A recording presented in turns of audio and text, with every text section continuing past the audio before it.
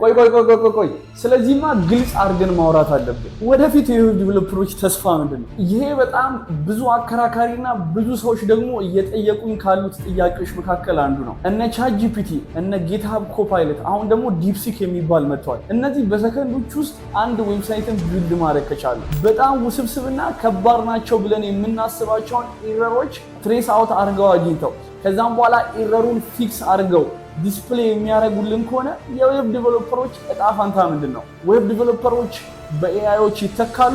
ይሄ የብዙ ሰዎች ጥያቄ ነው። ዛሬ ይሄን ቪዲዮ እስከ ቪዲዮ መጨረሻ ድረስ ከተመለከታችሁ ለዚህ ጥያቄ ለአንዴና ለመጨረሻ ጊዜ መልስን ታገኛላችሁ። በእውነት ኤአይዎች ዌብ ዲቨሎፐሮችን ሊተኩ ነው? ይህን ለመመለስ ኤአይዎች በዌብ ዲቨሎፕመንት ውስጥ ያላቸውን ሮል ግልጽ አድርጎ ማወቅ ያስፈልጋል። ነገር ግን ወደ እኔ ፐርስፔክቲቭ ልምጣና ይሄን ልንገራችሁ። መቼም ቢሆን ኤአይዎች ዌብ ዲቨሎፐሮችን አይተኳቸውም። ይሄን ያልኩበትን 3 ምክንያቶች ልዘርዝርላችሁ። ኤአይዎች ዲቨሎፐሮችን የማይተኩበት የመጀመሪያው ምክንያት እንደሚታወቀው ኤአይዎች ኮድን በመጻፍ ፈጣን ናቸው። ሌአውቶችን በመስራት ደግሞ በጣም ገራሚ የሚባሉ ሌአውቶችን ይሰራሉ። ከዛም በተጨማሪ ደግሞ የሆነን ኤረር አግኝቶ ፊክስ አድርጎ ከዛም በኋላ ለውጦ ዲስፕሌይ በማድረግ ላይ ከሰው በጣም በብዙ እጥፍ ይሻላሉ። ነገር ግን ሰዎችን የማይበልጡበት አንደኛው ምክንያት ኤአይዎች ክሪቲካል ቲንከሮች አይደሉም። ከዛም በተጨማሪ ክሬቲቭም አይደሉም። ኤአይዎች የሚያደርጉት ከዚህ በፊት የተሞላባቸውን ኢንፎርሜሽን እኛ በጠየቅናቸው ቁጥር ከሁሉም ቦታ ላይ ኦርጋናይዝ አድርገው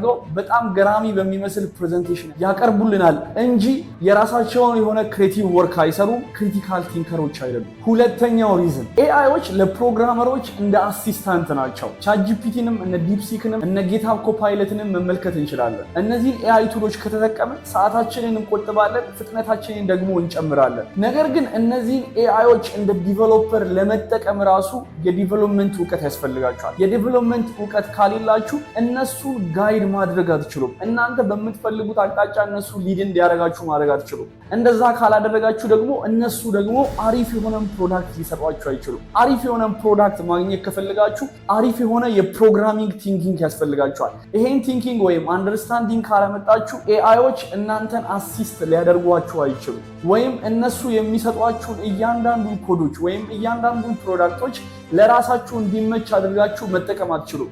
ስለዚህ መጀመሪያ የፕሮግራሚንግ ስኪል ያስፈልጋችኋል። ኤአይዎችን ከመጠቀማችሁ በፊት የፕሮግራሚንግ ስኪል ወይም እውቀት ካሌላችሁ ኤአይዎችን ዲፊኒትሊ እናንተ በምትፈልጉት መንገድ ለመጠቀም በጣም ከባድ ይሆንባቸዋል። ስለዚህ ኤአይዎች ለዲቨሎፐሮች እንደ አሲስታንት ናቸው እንጂ ኤአይዎች ዲቨሎፐሮችን ከስራ አውጥተው ማንም ግለሰብ ኤአይዎችን ተጠቅሞ ዌብሳይትን ቢውልድ ያደርጋል ወይም የሆነ ነገር ዲዛይን ያደርጋል ወይም የሆነ ነገር ያስተካክላል ማለት አይደለም። ኤአይዎች ለዲቨሎፐሮች እንደ አሲስታንት ናቸው። አሪፍ ዲቨሎፐር ካልሆናችሁ ኤአይዎችን ለመጠቀም ከፈለጋችሁ እንደ ዲቨሎፐር ግዴታ ዲቨሎፐር መሆን አለባችሁ። ያለበለዚያ ብዙ ኮንፊውዥን ውስጥ ትገባላችሁ። ሶስተኛው ሪዝን ዌብ ዲቨሎፕመንት ኮዲንግ ብቻ አይደለም። ዌብ ዲቨሎፕመንት ውስጥ በጣም ብዙ ነገሮች አሉ። ለምሳሌ ክሪቲካል ቲንኪንግ ቅድም እንደነገርኳችሁ ነው። ከዛም በተጨማሪ ደግሞ እንዴት አድርጋችሁ ሪል ወርልድ ላይ ሀፕን ያደረጉ ፕሮብለሞችን ሶልቭ እናደርጋለን ብላችሁ ታስባላችሁ። እንዴት አድርጌ ከሰው እይታ ጋር አፒል የሚያደርግ ዲዛይኖችን ልስራ፣ ሌአውቶችን ልስራ፣ ቴምፕሌቶችን ልስራ ብላችሁ ትጨነቃላችሁ።